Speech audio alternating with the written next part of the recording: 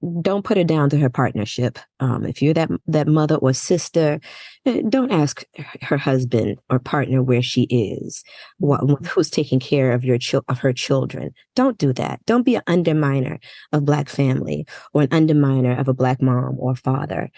Be a part of their village. If you're concerned about how people I are like able that. to live their gift and take care of their children, then you be the person that says, "Hey, I know you have a rehearsal today. What's going on with your kid?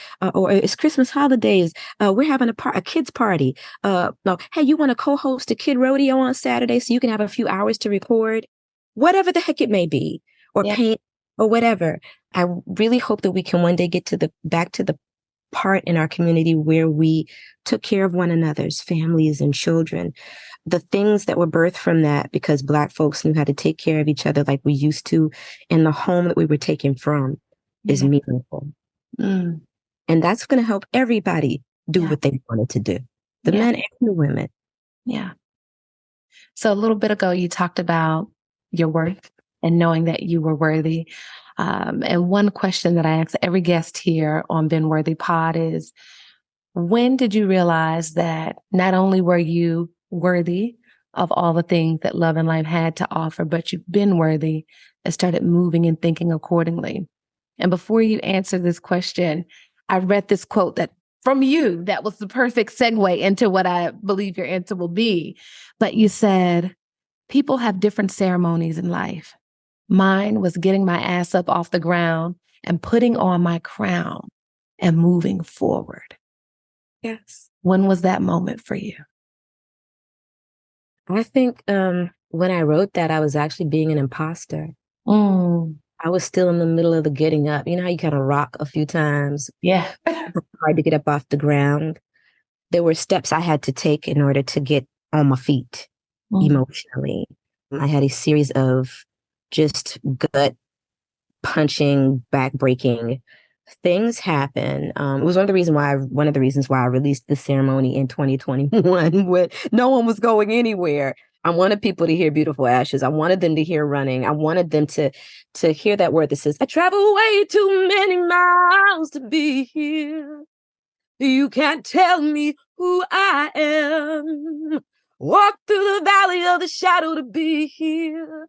And I made my way downtown so I could tell you where it's at." Yeah. I wanted people to hear that mm, and be able to get through.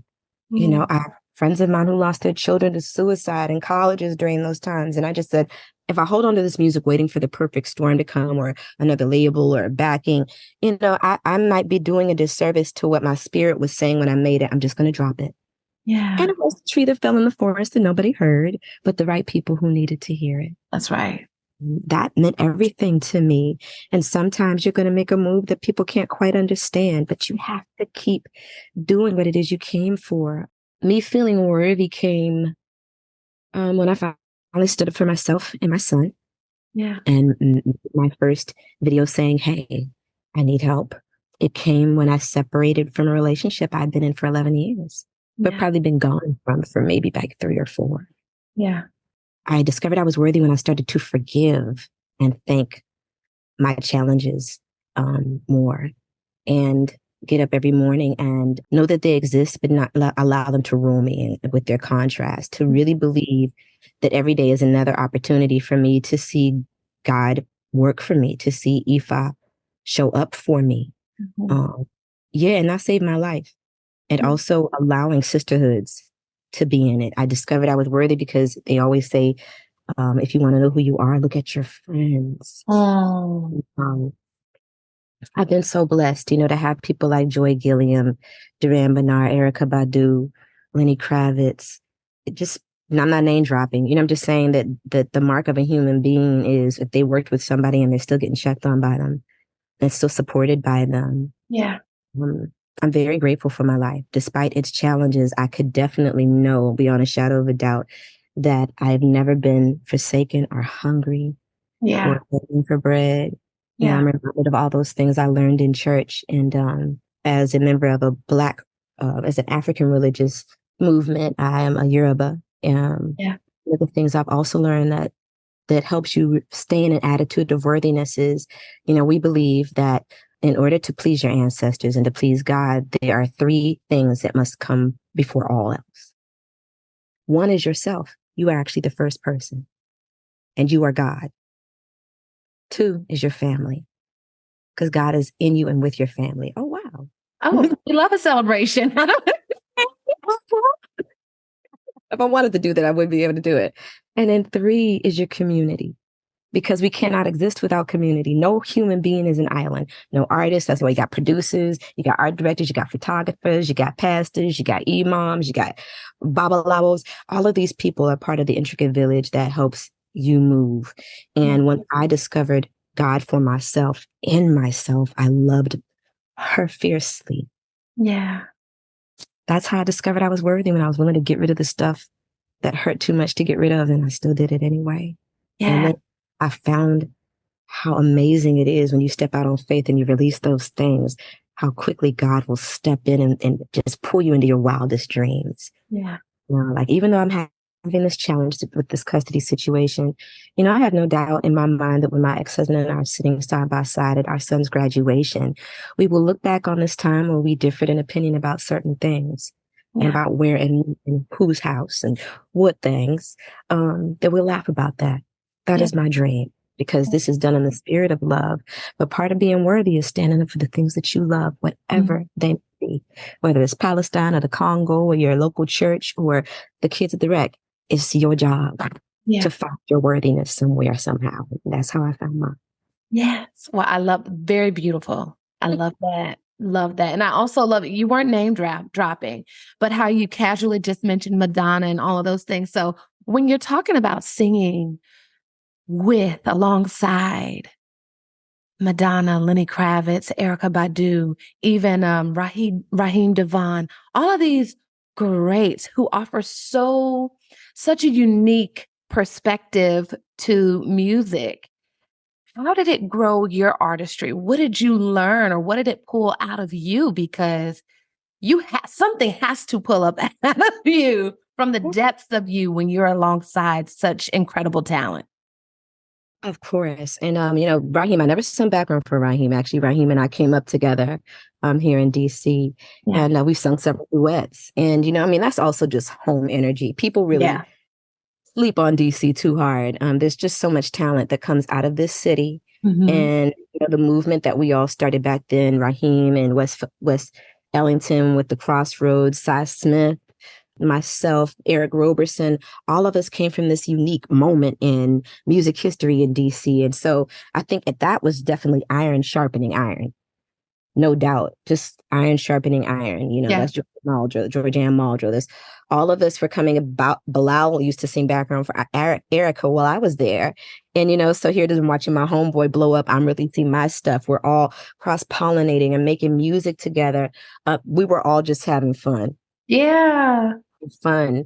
And the cool thing for me is that I've always been my own artist while singing alongside other people, whether it's been Elvis Costello or Madonna or Lenny or Erykah Badu. I've always, with Erykah, I kind of felt like I was still traveling with a master, and I've definitely felt that with Lenny as well. And I do feel that I'm in a kind of a boot camp whenever I'm with these artists. Yeah. But also I recognize the value that I bring to these spaces, and I have never been anywhere that I don't level up with my own artistry by being there.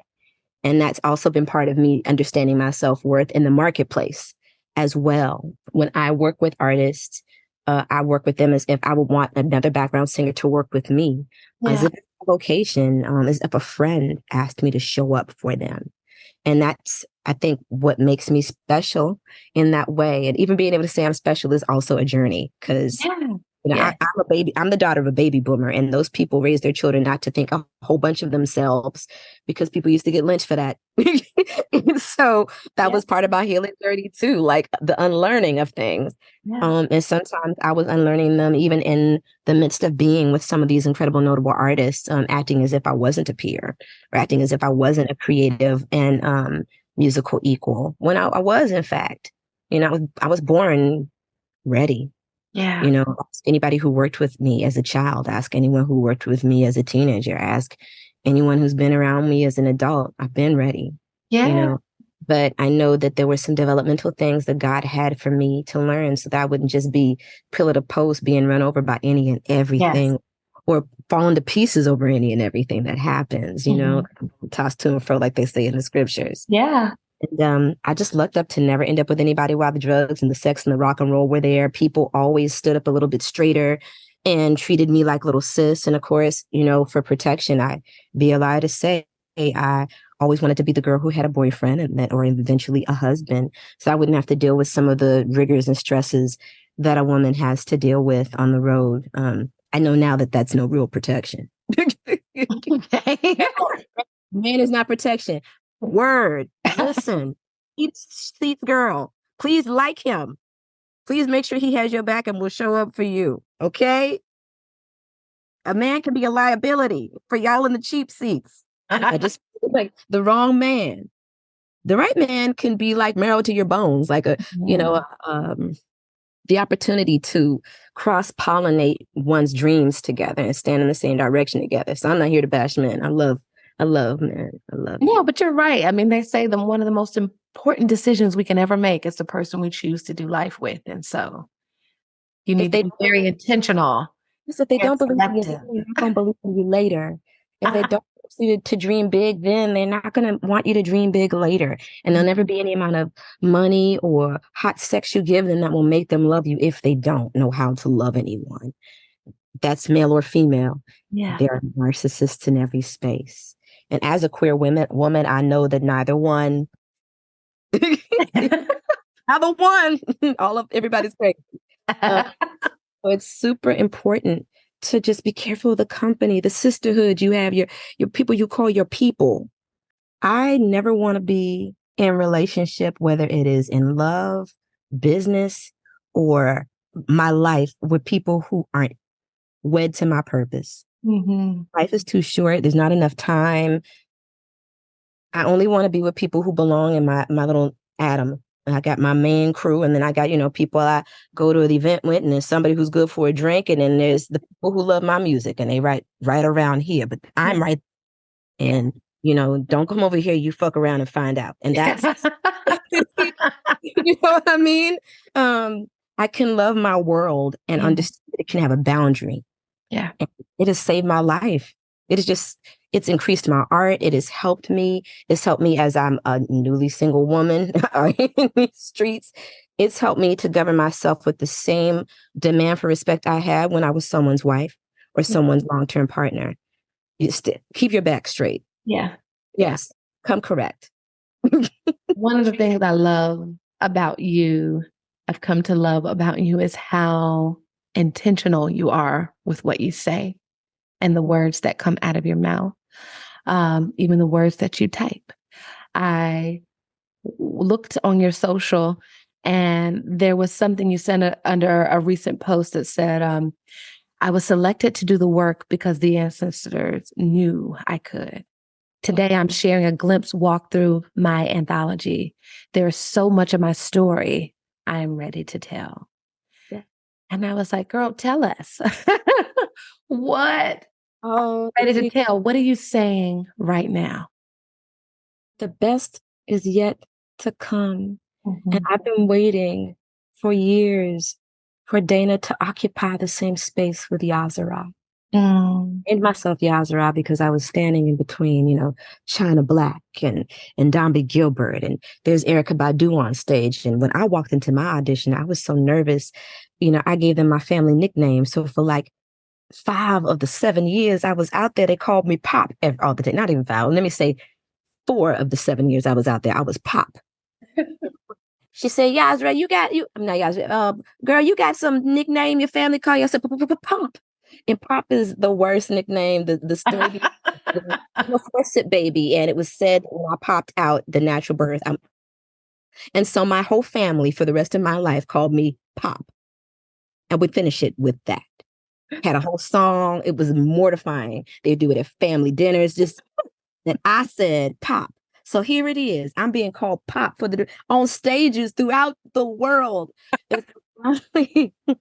One day I was sitting there and I said, I'm 5'1".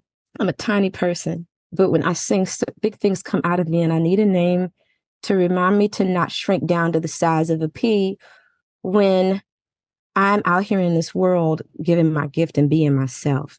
And Yeah. so when I was 14, I met my father for the first time. My Wow. My mother met him on a pilgrimage to Africa. Her hostess had tried to physically attack her, and she was traveling in Africa in the 70s by himself. She had met him at the Ghanaian embassy. He came back, picked her up from where she was. She had been covered in mosquito bites over 60% of her body and was dying of malaria. This is why I say I was not supposed to be born. And Wow. so my mother was battling malaria, and the woman who would be my grandmother was helping her back to health, praying over her, feeding her good foods, and nursing her back to health with native medicines. And my father was helping her feel better in between. And Yeah. so she turned with a stowaway after being told she would never be able to have a baby without medical intervention. Namely, and my father did, to be fair, he did tell her he was going to get her pregnant if she made it after that. By then, I'm sure he's like 6 kids in. It's nothing. He has to know the formula. Um, so the woman who saved my grandmother's life is named Ya Ajunkoma, and that's my grandmother. And she passed away at the age of 103 Wow. after helping raise 29 children. 26 of them were girls, 3 of them were boys, of which which my father was her only surviving heir. And he just turned 90 years old this year. So I have a great deal of family history, and we're also linked to the house of Ya Santiwa, who was a female warrior and queen who drove the British out of Ghana, West Africa, and saved the golden Ashanti soul of my people. So I genuinely thank God daily Yeah. for knowing who I am Mhm. and having that connection to source. So Yah means queen mother, and Zarah is the flip of my grandmother Sarah's name, who is a child prodigy pianist who gave it up when she had my mother. And so I have a hat of hers I wear all over the world, so that when I'm places, she's with me, because she sacrificed to send me to the Cathedral Notre Dame in Paris to sing when I was 16. Mm. Just poured into me a great deal after losing so much, because she lived in a world that when she got pregnant wouldn't allow her to live out her greatness. Wow. And so much so that when my mother wanted to play piano, my great grandmother went to the family shed, got an axe, and chopped our family piano to pieces.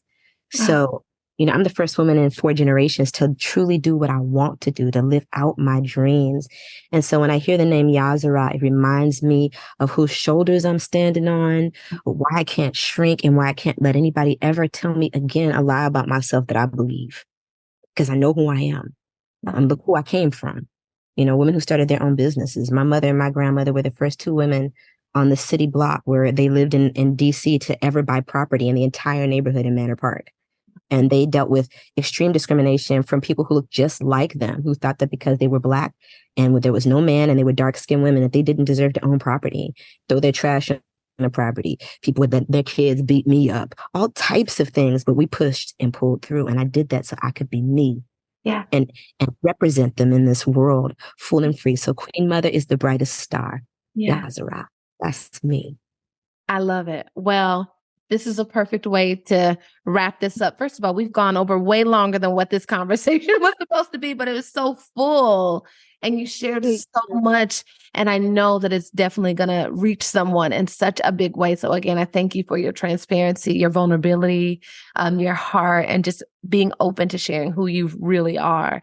So we end this episode with a game. It's a rapid fire game. I'm going to share a word, and you have 5 seconds or less to share the first thing that comes to your mind when you hear it. Are you ready? Drum roll.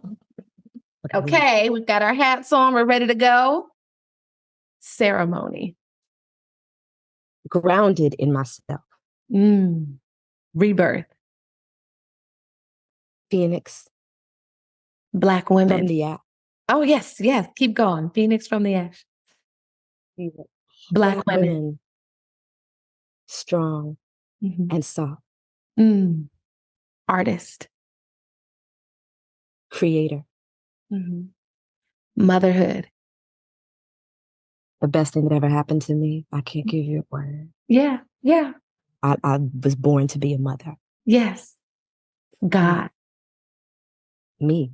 And last but not least, YahZarah. You. Just like you. I love it. Work in progress. Yes. Thank you. Thank you so much. This was absolutely beautiful. I cannot wait for everyone to hear this. How can they stay connected? How can they support your music? How can they show up on tour and also participate in what you have coming up in 2024? Yes. So, a dear friend of mine, Desi Diarlo, who's an incredible artist from Canada, by way of Brazil, Afro-Brazilian artist, who I met through her husband while I was touring on tour with Madonna. She and I are putting together a tour. Our first stop is Washington, D.C., January 5th at the Carlisle Room. And then we'll be in New York City at Joe's Pub, January 23rd. And then I'm coming back to Durham to celebrate a decade of making music by reviving my very first project, my Dear Diary, my coming of age record, Hear Me.